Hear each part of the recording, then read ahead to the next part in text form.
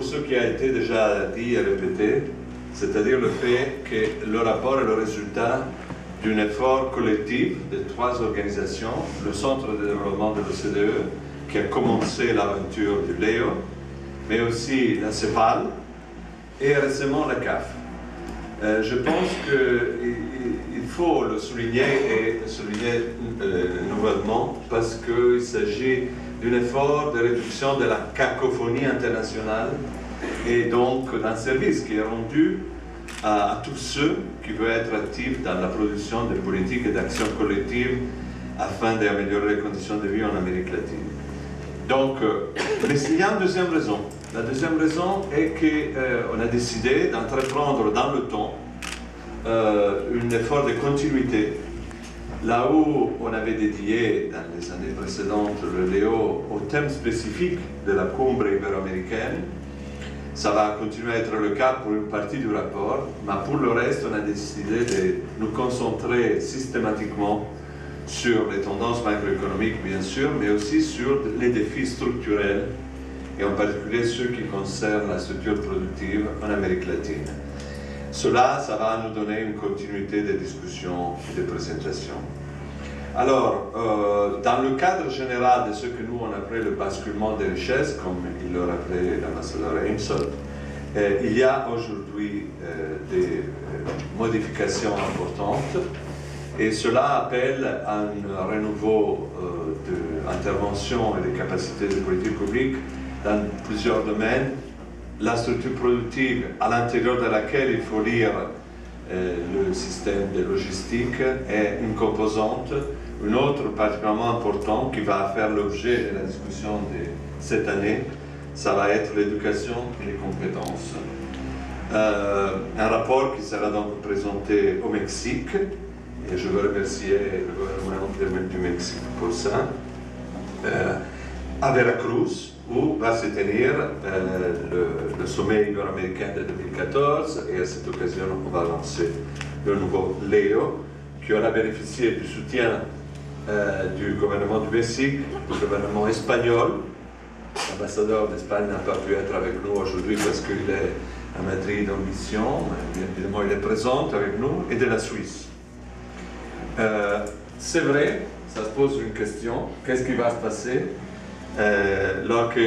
après Mexico, le sommet va être bien loin. On a déjà commencé une série de discussions, cher Alain, pour réaliser ton rêve, et c'est-à-dire garder l'annualité du rapport. Et une hypothèse possible est qu'une fois il soit présenté au sommet ibero-américain et l'autre fois à la EU-CELAC meeting.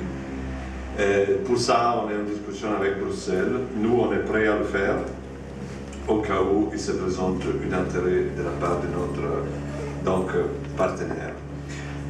Permettez-moi de terminer en disant pourquoi le Centre de développement s'engage dans la production d'un rapport de cette nature.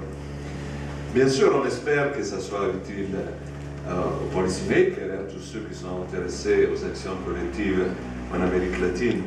Mais quelle est la spécificité d'un rapport comme ça dans l'horizon du débat sur le développement? La question est d'autant plus importante si on considère qu'on ne produise pas que le Léo. En vérité, le Léo, c'est un garçon, fille d'une père qui s'appelle AEO, en anglais African Economic Outlook, perspective économique de l'Afrique. Et c'est le grand frère d'un petit bébé qui s'appelle SAEO, Southeast Asian Economic Outlook, perspective économique de l'Asie du Sud-Est, que lui, il a 4 ans par contre, alors que le Léo, il est déjà grand, il a 8 ans. Il marche bien, il va même à l'école et tout. Pourquoi faire ces rapports? Nous, on est convaincus que d'abord, une observation des dynamiques régionales, c'est crucial. Que dans le cadre général d'un déplacement de la richesse, il faut prendre en compte les tendances qui se passent à l'intérieur des macro-régions et que l'intégration régionale continue à être un objet important d'analyse et d'action. Mais en deuxième lieu, on est aussi convaincu qu'afin de conduire une analyse appropriée au niveau régional, il y a bien évidemment des acteurs régionaux qui sont indispensables, Et là, ça s'explique l'alliance avec la CEPAL et la CAF. Mais il y a aussi le besoin d'un regard qui n'est pas seulement régional. Et ça, c'est l'apport qui vient du Centre de développement.